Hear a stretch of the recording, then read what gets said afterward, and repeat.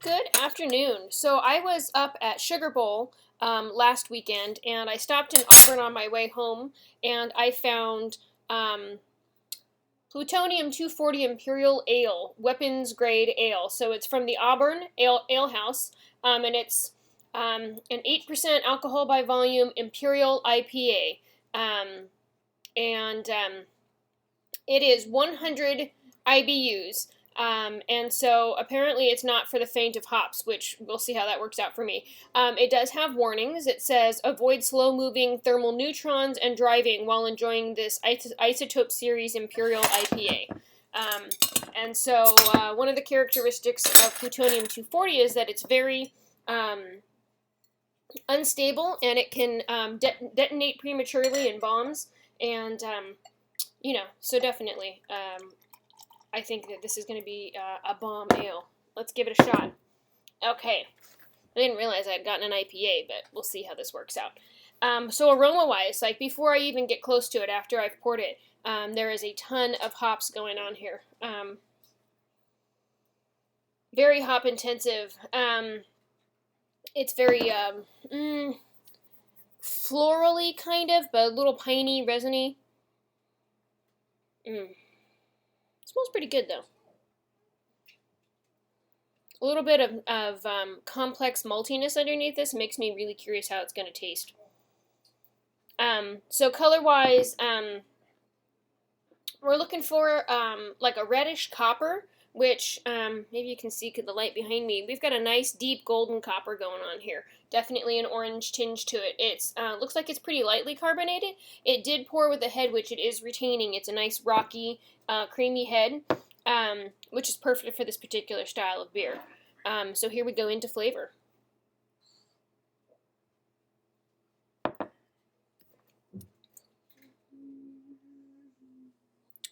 Wow. I feel like, first of all, at 100 IBUs, this is normally outside of my comfortable range of drinkable IBU beers. I really don't like to go above about 60.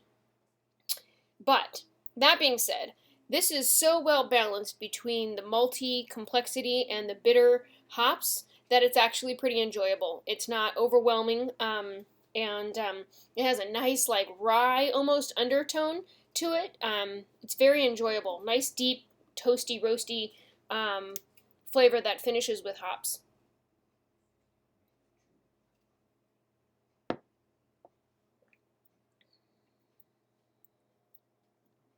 Pretty drinkable. I think as it gets warmer, that hop flavor is going to open up a little bit more. And after a couple of drinks, it's probably going to get a little intense. But if you're into IPAs or Imperial IPAs or pushing that hop threshold, this is definitely a beer for you. So it has Summit and Galena hops, along with a double dry hop bombardment of Simcoe, Columbus, and Nugget. So there is definitely a lot of hop going on in here. Good beer though. So I know that there were a couple more out of the Auburn Alehouse up in Auburn, California, but I definitely recommend, if you see this on the shelf, give it a try and see if you can check out some of their other offerings. Oh, I almost forgot mouthfeel.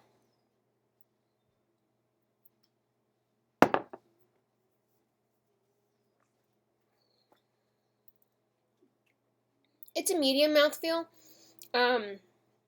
Nice carbonation, like I had said. I was expecting like an astringent finish, and it really doesn't have that. As a matter of fact, it almost has a watery finish to it. As bitter as the hopping really is, it finishes very nicely. So the overall impressions for this particular style of beer tend to run in the intensely hoppy, very strong pale ale category, without a big maltiness or deeper flavor of an American barley wine. It should be strongly hopped but clean, lacking harshness, and a tribute to historical IPAs. So drinkability is important, so while they're pushing as much IPA hops in there as they can, they want to make sure that it's still drinkable and well balanced. So I think Auburn Alehouse has done a good job of that. So the history of this particular style, it's a recent American innovation reflecting the trend of American craft brewers pushing the envelope to satisfy the need of hop aficionados for increasingly intense products. The adjective imperial is arbitrary and simply implies a stronger version of an IPA. Double, extra, or extreme, or any other variety of adjectives would be equally valid.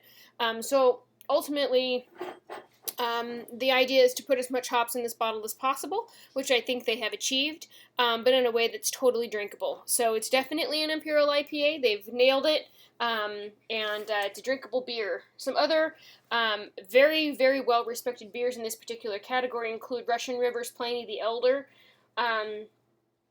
Stone Ruination IPA, Rogue, I Squared PA, Moylan's Hopsicle Imperial Pale Ale, Dogfish Head 90 Minute IPA. Those are some intense but really well-known beers, so that's a category to be in. So good job to Auburn Alehouse. Thanks for watching. Share with me if you've had an opportunity to get this beer. It's probably a local find, but I would love to hear how far it made. Thanks.